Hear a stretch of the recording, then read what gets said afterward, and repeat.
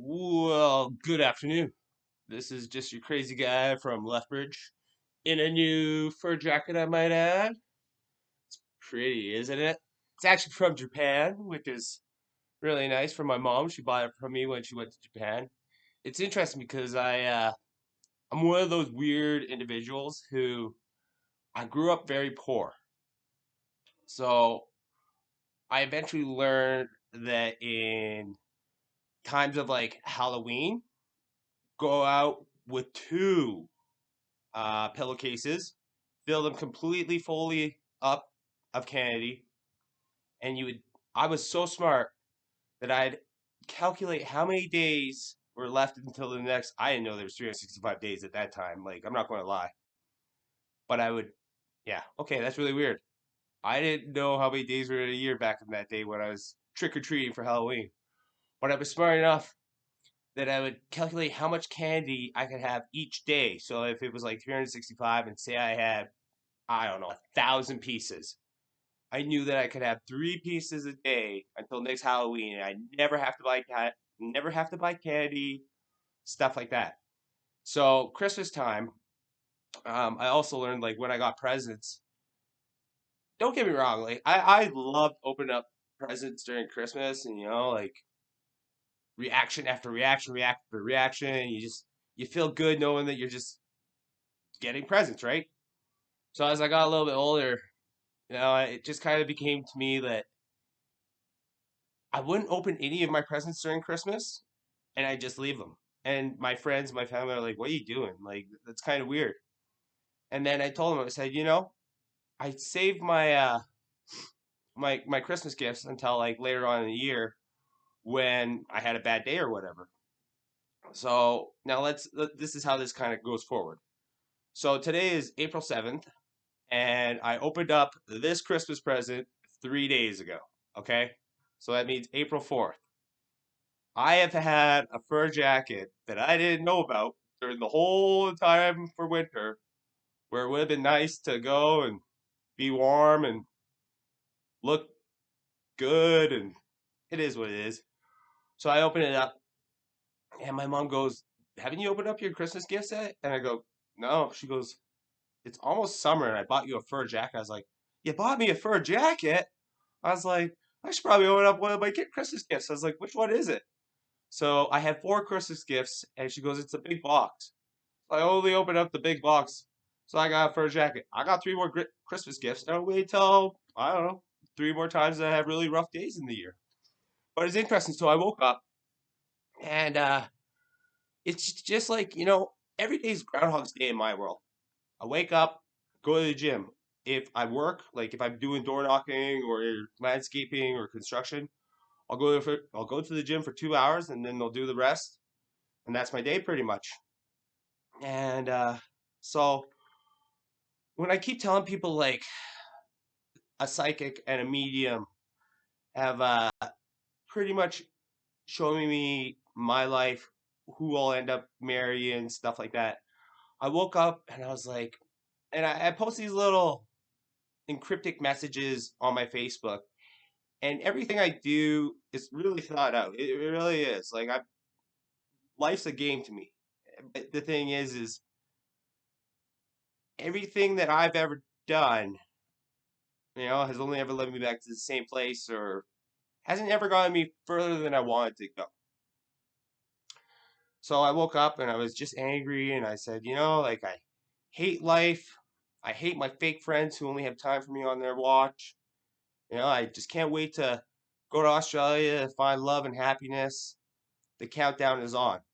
And that was a very weird way of seeing who's going to read my Facebook posts and who's going to go, uh-oh, I don't message him when he messages me. Uh-oh, I'm not stepping up as a good friend. Or the people who just didn't care.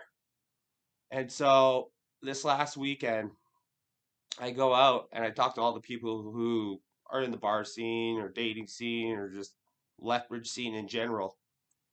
And I go, "Have you guys been reading my posts?" They go, "Yeah." I go, "So how come you didn't message me?" And they're like, "Oh, well, this, and this." And I was like, interesting.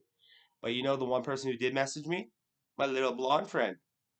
And so she messaged me and she goes, "I'm so sorry that I haven't responded to you." Like, I get it. Everyone's got their own journeys. Everyone's got their own lives, their own problems, their own highs, lows, jobs. Like, I get it. Like, family, whatever happens, happens, right? So my little blonde friend, she messaged me and she goes, like, you just absolutely melt my heart. You know that? And then she was like, "Oh." So I could tell like that message was coming so far from the inside because I think she's starting to realize like I've been there for her for 3, 4 years. I don't message her every day because I don't want to be that weird ass creepy guy that you know like it took me until last August to figure out it was her. She's going to be the one that I'll be eventually marrying.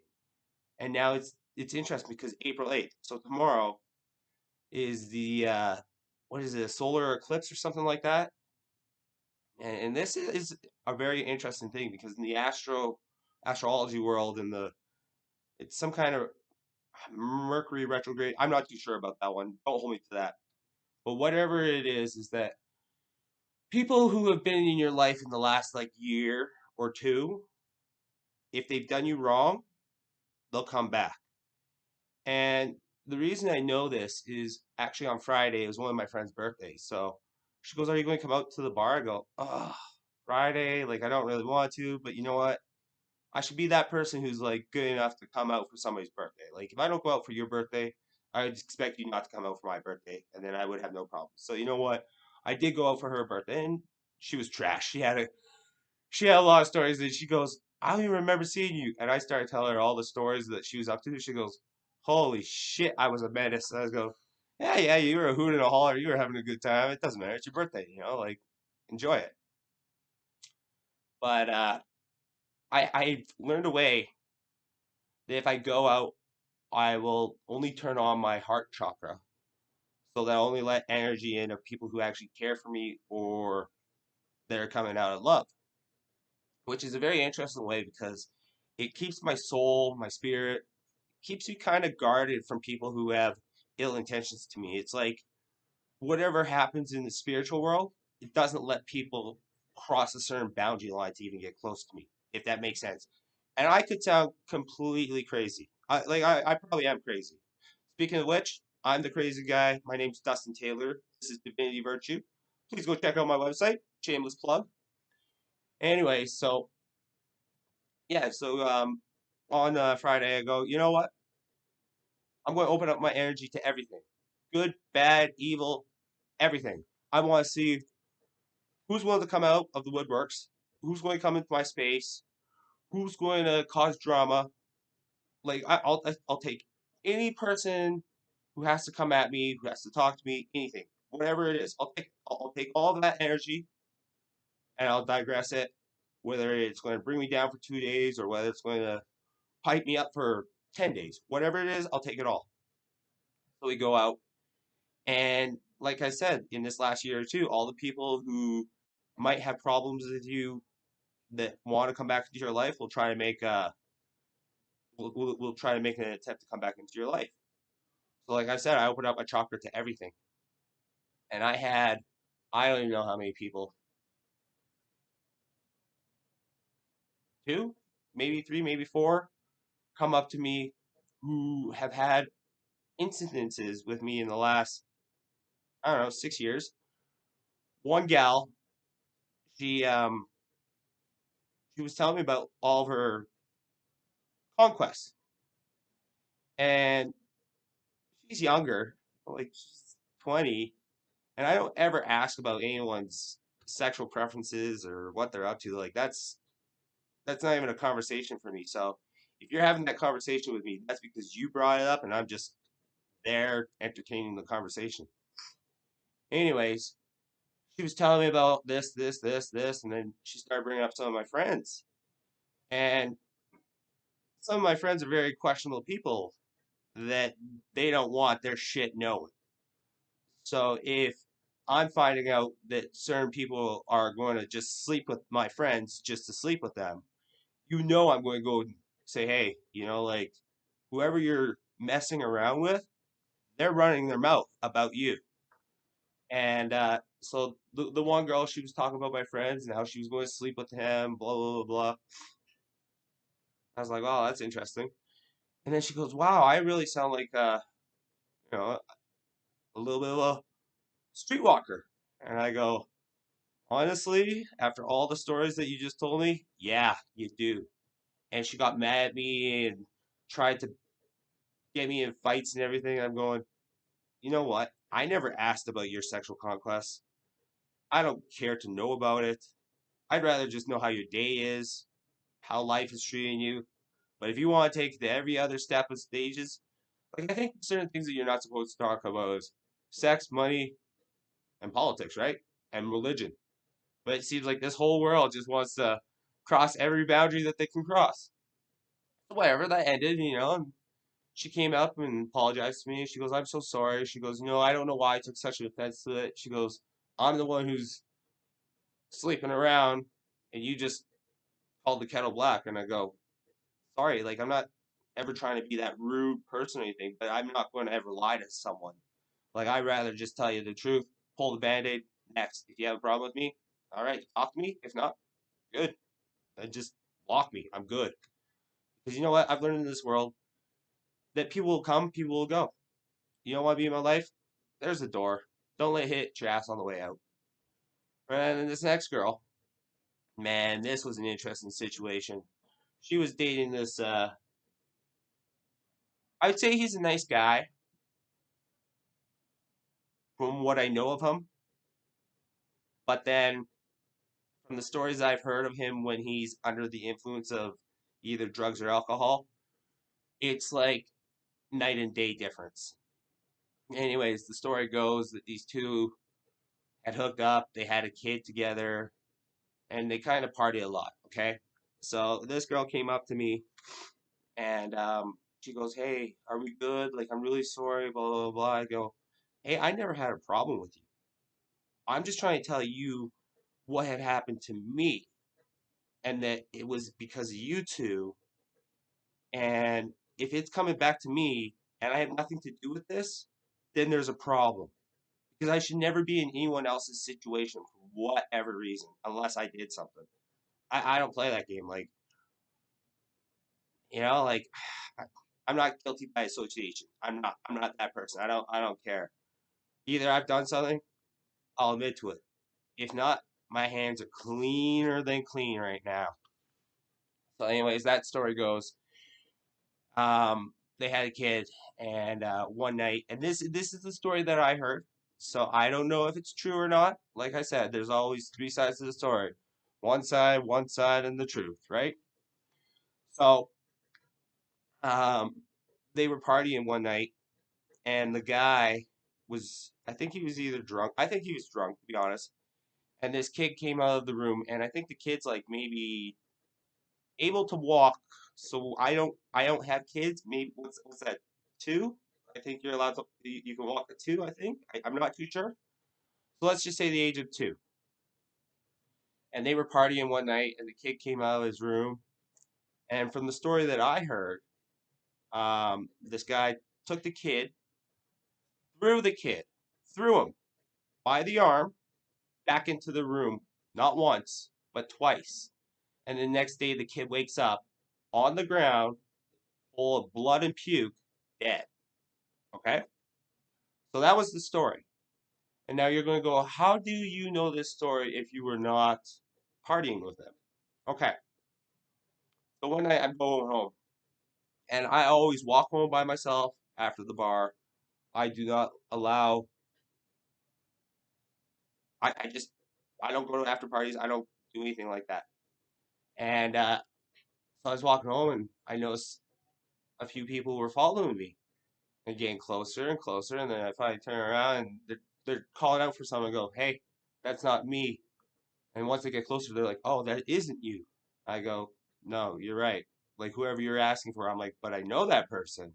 What's going on? And they're like, yeah, he's dead. And I go, why is he dead? And they told me that exact story that I just said. And I go, are you sure? They go, we were there. We were at the party. We watched it happen. And I was like, oh shit. So I saw that kid the next week and I said, God better help you, bud. 'Cause whatever I just heard, and I was about to get my ass handed to me and probably killed because of the situation that you might have put me in, we're not playing games. So, anyways, she came up and apologized. And then, like I said, opened up all my energy. And it's interesting because this next generation, they're a very open sexual generation. I can tell you, it's not even like, hey, let's go to the after party. It's, hey, I want to do this to you, or I'm going to ride you, or I'm going to do this. And I'm going, wow, you are up front in this generation. You know what? Each to their own. But I'm going to tell you guys, sex is the lowest chakra. So, like, when I was 18, I would love to be the person that could get women like there's no tomorrow. But I'm going to tell you, now that I'm the person who wants to get married and I turn down sex, it just comes to me all the time. I'm thinking, really? Like when I was 18, I would love this. Now that I'm 39, I'm thinking, no, I want my beautiful blonde friend and start a family and everything else. So that's another thing. I did another encrypted message and I put um a king's crown plus a blonde girl plus a heart plus divinity virtue plus a ring equals Australia, family, dog, money, house. And that's the goal now. So my mom came up for Easter and decided to look at my entire business, everything. And she goes, you just need to make a few changes. And it was interesting because I talked to a lot of people trying to figure out how to like start this business where I would do like it's going to be consulting, but I'm going to make it so that it's more of like a class where I teach people how to look at their triggers, look at their habits, career paths, life goals, and go from there. And she goes through all the questions and she goes, you know, the interesting part, she goes, I really had to think when I went through all of your questions. Like you actually push people to think about what they need to do to move forward. She goes, this is one of the she goes, this is well done. She goes, you're ready. You're on your way. It's your time to go. Like it's your time to shine. And this is where it gets interesting because the psychic, the medium, they all say you're going to Australia. And they say you're going to go with your best friend, my blonde best friend. So I have about $7,000 worth of credit card debt that I need to get rid of, which should be gone by June, to be honest. So that'll be done by June. My mom actually gave me $2,000 to help me start out with my corporation, and with the grant that I get is another $2,000. So my corporation by July will be fully paid for. So that's done. The business is done. I'm doing these videos. I'm just trying to show people awareness. Like, um, my mom always said, she goes, like I've grown up to not like tell things that are going on in my life and how my feelings are, this and that, which means that's probably how I was raised. And I've actually learned that whether people like it or not, I think every day, if you go through the day, you assess what happened in the day, you understand the emotions, the highs, the lows, and then you're just thankful for what the world has given you. And if you let it go that day, it's something you don't ever have to worry about. It may come up in your mind in the future as like initial thoughts or thoughts here and there, but it's not something to scare you. I think it's something to make you aware that if something similar happens to this, then you know how to handle it the next time it happens, right? Because life happens, situations happen, and honestly, it's normally the same thing all the time, but maybe just a little different variation. That's life. It's just different variations. So it was interesting because I didn't have, yeah, I'm going to go on another rant actually. So my sister, my half sister, tell me like tarot's the devil, this and that, and I'm thinking, how many people I tell about this psychic, and I say, Go spend the $10, or not the $10, the $100. Go spend the $100. And when it actually happens, when your life starts actually happening, and you go, uh-oh, and people go, well, change your path. How can I change my path? 'Cause what I'm learning is that when everyone's born into this world, I believe in my mind that everyone has a time frame where your path will always meet when it's supposed to meet. And by that logic, I just think that, like, so I don't think God or the world knows exactly what your future jobs will be. But I think what it does is it says these two energies will align up for this purpose. So if I'm looking to make money, I'm going to go do some door knocking after this. I'll go hit, I don't know, 300, 400 doors today because it's Sunday. So I'm going to get a lot of people who are home. And by my logic is if I hit 300, 400 doors, I'm going to get a lot of leads for this next week, which should set up my friend and his company for a lot of work, which means that I'll make a little bit more money, be able to pay off my debt quicker. This is all just kind of I don't know how to explain everything to anyone. Like, I probably do come across as the craziest individual out there. It's just that I'm seeing how my timeline is going quick. I know that I've been in this karmic cycle for 10, almost 11 years. And they say a bad karmic cycle is 10 years at tops. So, which means if I'm going on to almost 11 years of this, it probably means that I'm doing some karmic lessons from previous lives and that I'm changing. Everything's a generational change. I already know that I'm literally a day or two away from my next, like, life path. And the reason I say this is because in my dark path, my connections were all questionable characters whose hands are dirty. Okay, they are. They'll admit to it. But you know what? It's because the system set them up that way. So it is what it is. My truest love was the twin flame. She's dark. She's the other half of my soul. And I've thought about this, and I'm thinking, she's nothing I would date. She's got a drug problem. She's got a drinking problem. She's got a sex problem. She's a manipulator. She's a liar. She's a breadcrumber.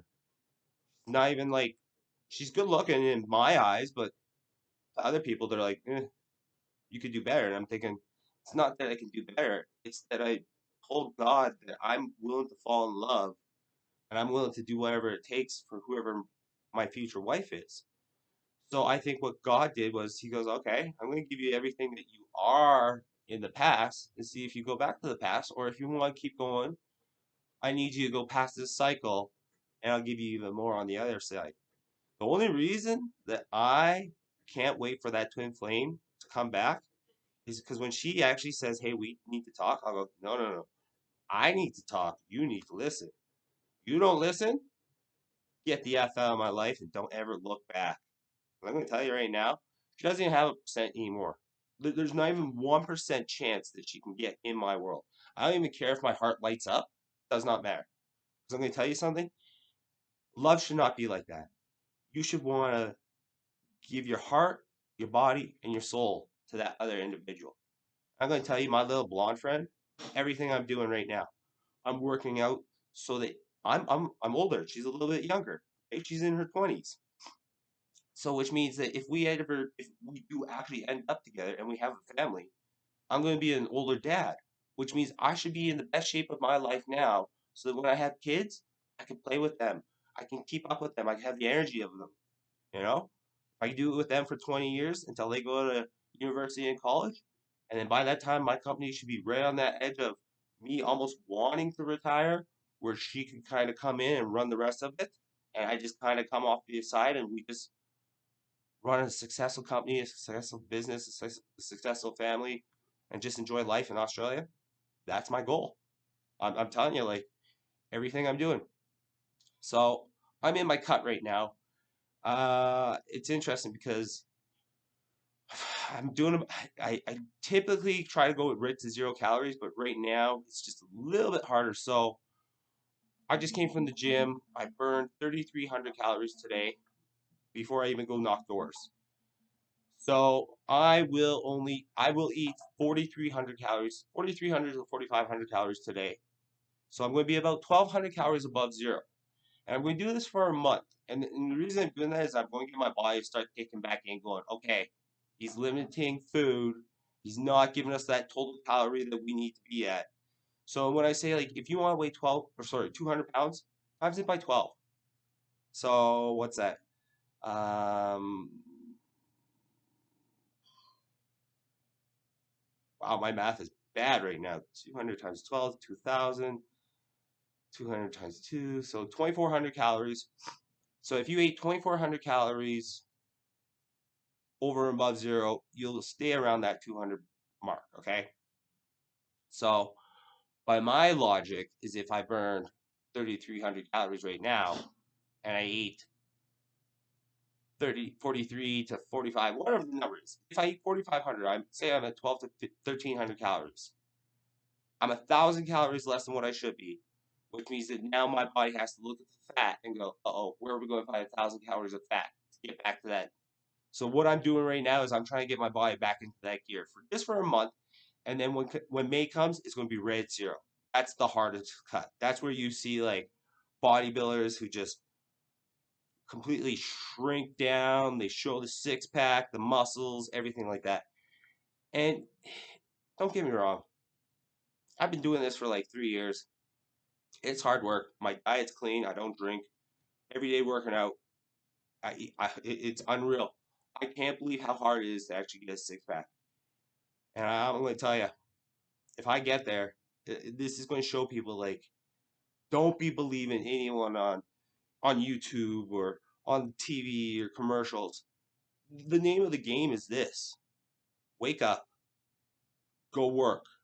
Okay, go work like you were in the old age with dinosaurs. Okay, wake up, you go work. So you're going to build your house, you're going to go find food, or you're going to try to hunt the dinosaur so that you have food for months on end.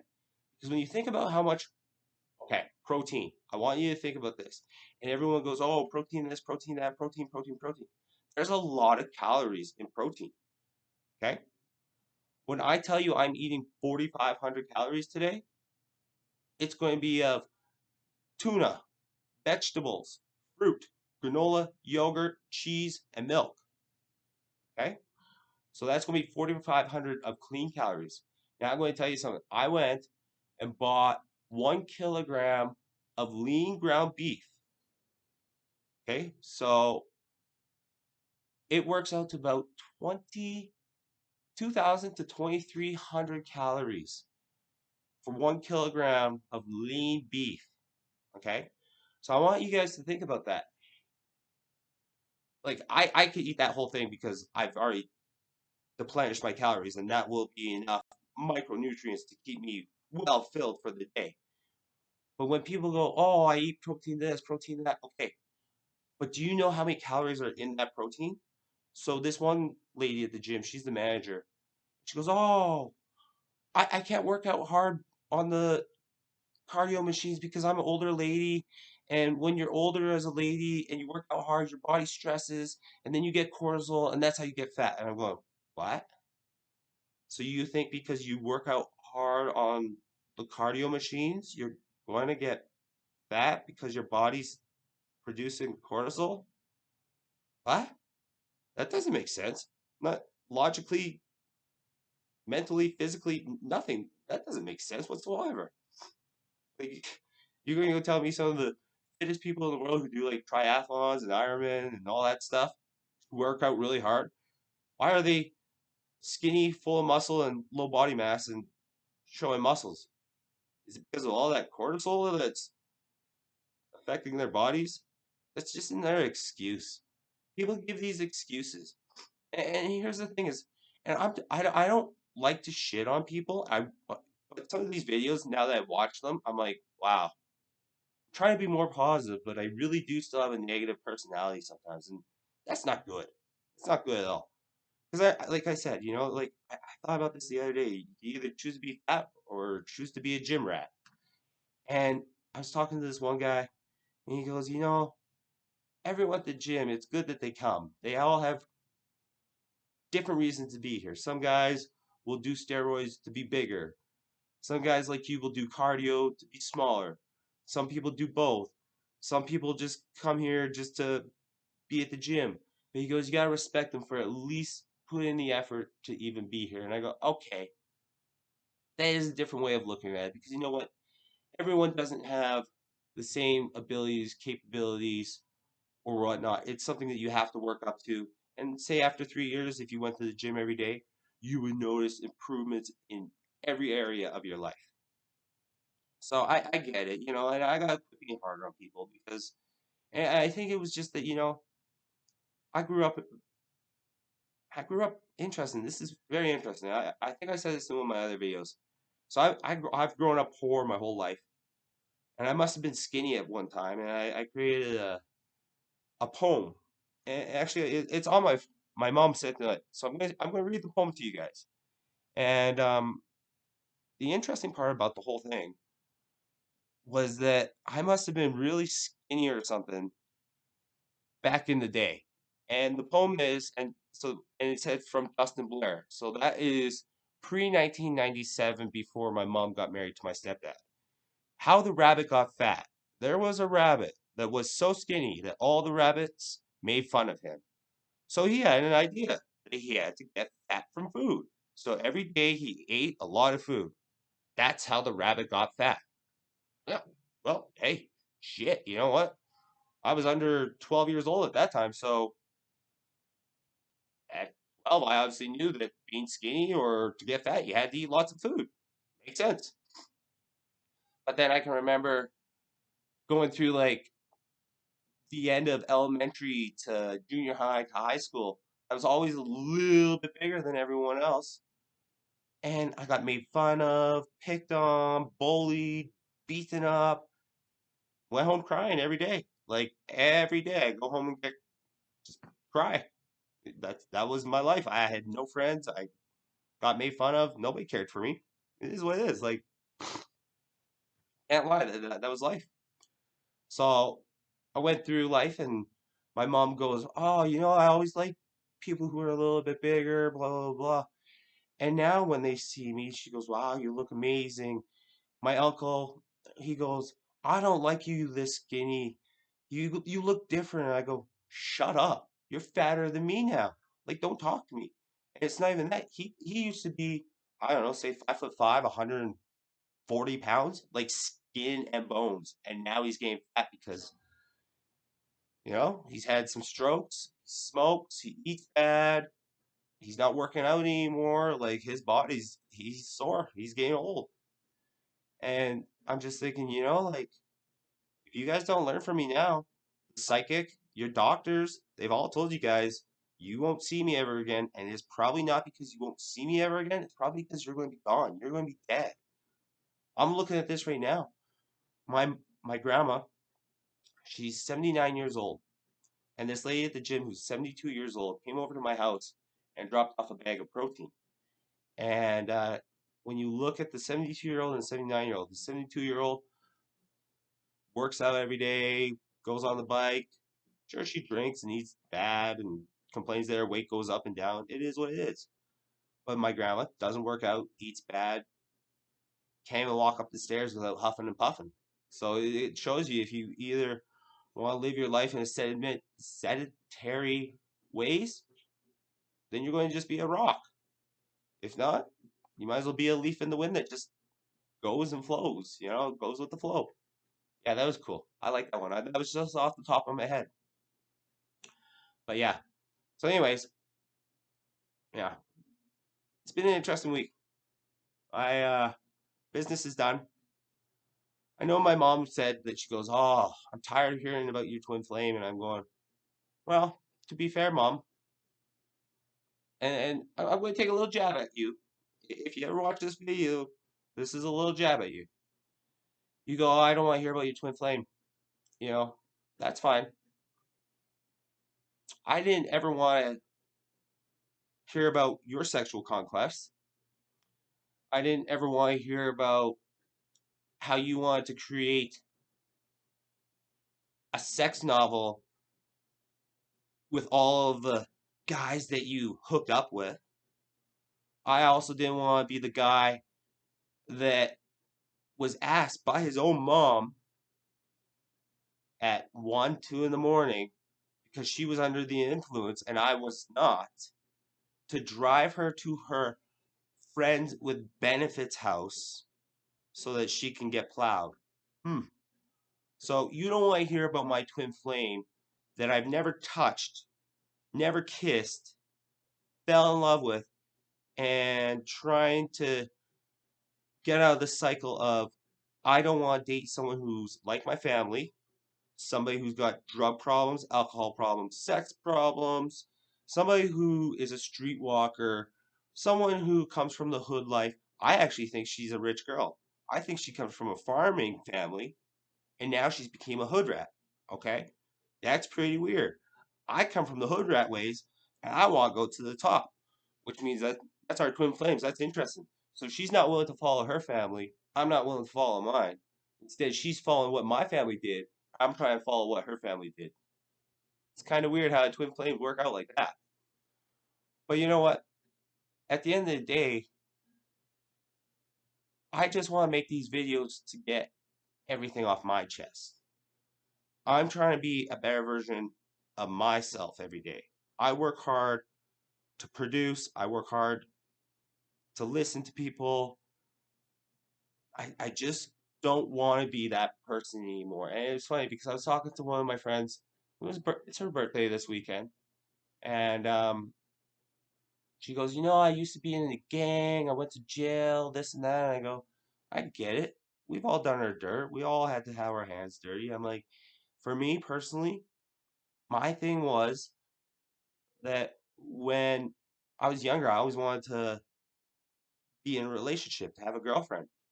No girls ever wanted to date me. None. I could get laid, but no girls wanted to date me. So I used to find out when girls had boyfriends, fiancés, husbands, I could get them in the sack like there was no tomorrow. I can't believe how many people I was with that had a partner or a significant other. And in my mind, it was that weird factor of, wow, people won't date me, but you'll date someone else and then cheat on that person with me. That just, don't get me wrong, like, I should say no, but my ego at that time saying, well, if this is how it's going to go, this is how it's going to go. I just wanting the instant gratification instead of waiting things out and putting in the time, this and that. Fine. So you know what? I was a little bit of a dirtbag. I'm not going to be that guy again. I'm not even going to sleep with people anymore until I get married. So I'm good. So that was the one point. And then I told her, I go, when it comes to money, I didn't sell drugs or anything. That's not true. I had one stint where I did it for about a month, and then I got scared. It is what it is. And but I used to do a lot of sales jobs. And as a salesman, you always have to be quick on your mouth. So you listen very well, you give a quick answer, whether it's truthful or not. That was the hard part is I would probably lie to a lot of people to make the sale, to make the commission, to get ahead. And now, even with just my own company and everything, I'm not pressuring anyone. Nothing like this. I'm not going to, even when I do door to door sales, I'm not going to say, hey, if you don't want it, great, I'm on to the next door. I just walk away. And I think it's just more of the fact that why pressure it? Like I said, God's going to say, hey, this person's going to buy it from you. Just has to be on the right time. If not, all right, next.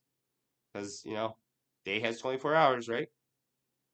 So, yeah, interesting, interesting. I don't know where else I got going with this. it's just been a good week. Like I said, new fur jacket feels really good. Um, my little blonde friend's coming out of the woodworks. My business is done.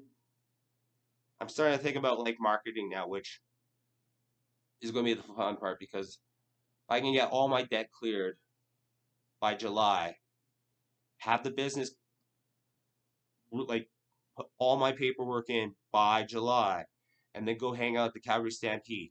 And this is going to be another plug. Go to the Calgary Stampede. It's the greatest outdoor show on earth.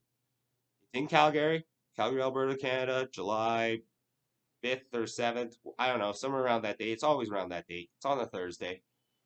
And it goes for 10 days, I think. But there's over 1 million people that will come to Calgary. So I'm going to go. I'm going to get a nice, I don't know, like almost like a pullover rain jacket. I'm going to get Divinity Virtue put on the arms. I'm going to go ask me about health, um, wellness, triggers, habits, career path. On the back, I'll put my logo on the back, and I'll put my Divinity Virtue on the top, Divinity Virtue on the bottom. And we're going to try to get people to just go through my website, get me the traffic, try to get their emails so that I'm going to start this sales funnel all across the world, right? So there's 1 million people, and say somehow I can come in contact with 1% of that, okay? So that would be 10,000 people in 10 days. So that's 1,000 people a day. That if I talk to 1,000 people a day who see my jacket and say we go for 1% of that, will actually go to my website. So that's 10 people a day times 10. That'd be 100 people that would be interested in my services. And I'm saying 1% of 1%. Okay, so this is really low. So that's 100 people all around the world that hopefully that gets enough traction that it springs me forward. I also know that with these videos, I haven't done any hashtags or told people to like, subscribe, share, blah, blah, blah. Not my thing. But I know that come July, I'm going to start hashtagging this and I'm going to start doing everything the YouTube people do so that it lines up. Honestly, yeah, I think I have like maybe an hour left of stuff to do on my, whether it's my website, my actual business idea. I've changed a lot of the pictures. A lot of people have told me, "Oh, make it professional, make it professional." And I thought about this, like, I made everything professional. And then my mom and somebody who does marketing looked at my stuff and said, it's professional. It's so professional. It's too professional." And I go, "What does that mean?" She goes, "You need more colors. You need more stuff that attracts people to keep their attention." And I go, "That's interesting because that's the type of person I am. Like, who wears a fur jacket and a cowboy hat? This guy, somebody who wants the attention." So I changed a lot of my pictures to a lot more vibrant, whether it was animals or colors or artwork or beaches or just stuff that really is me. And even though it's not fully 100% professional, it's still a professional business with how I feel in my creativity. And I'm not a creative person, which is very interesting. This is my first ever creative adventure, and it's probably the best I've ever done in my entire life. So I can't wait to see where this goes. Yeah, it's just life's getting interesting. Life's picking up quick, and I keep telling people, I know you might go through your times where it's dark and things are just not happening. Push through it. I'm going to tell you, at the end of this, at the end of this year, I will have a six pack. I'll have a beautiful blonde. I'll have zero debt, and I'll have a corporation. Wait until what I do in 2025. That being said, this was a beautiful video. This was a beautiful weekend. I'm going to go knock some doors now and try to get some leads for my buddy and make his company grow, and hopefully throw out my name and my name, my look. Hopefully catch a few people that ask about me, and I'll tell about my company. So it's kind of a way to market myself a little bit as well because this is my logic. I gotta get big in Lethbridge first before I can get big anywhere else. And that the only reason I say that is own what you can at home before you go somewhere else. Because once you do that, then it's a different perspective. It's just a different way of thinking in life. Anyways, my name is Dustin Taylor. This is divinityvirtue.com. You got to take your losses before you become the boss. Try to be 1% better every day. Everything happens on divine timing. Try to help others to grow, succeed, and be the best versions they can be. And honestly, God bless. Thank you. And I hope everyone has just a wonderful week. And my little blonde friend, I hope you start watching these videos because you know what? You're going to eventually be part of these videos. You're going to eventually be the beautiful model that is going to throw me and you into the limelight, and you just don't know it yet. Because once everyone sees that I'm a person who's just full of character and craziness, and you're just a beautiful person with a beautiful heart and soul, it's over. This world's not going to see us coming. That being said, God bless, amen. DivinityVirtue.com. My name's Dustin Taylor, and I may be crazy.